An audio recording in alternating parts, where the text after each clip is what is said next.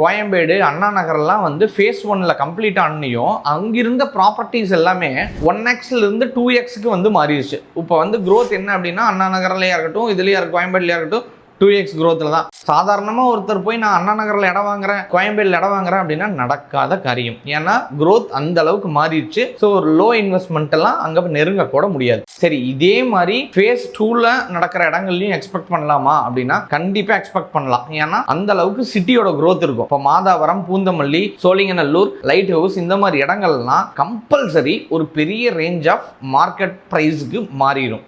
முதல்ல பூந்தமல்லி எடுத்துக்கிட்டீங்க அப்படின்னா 4 மெட்ரோ கனெக்ஷன்ஸ், காரிடர் கனெக்ஷன்ஸ் கொடுக்கறதா வந்து சொல்லியிருக்கிறாங்க. அப்படி இருக்கும்போது எல்லா இடங்களுக்கும் பூந்தமல்லியிலிருந்து டிராவல் பண்ண முடியும் அப்படிங்கிறது கண்டிப்பாக தெரிஞ்ச விஷயம்.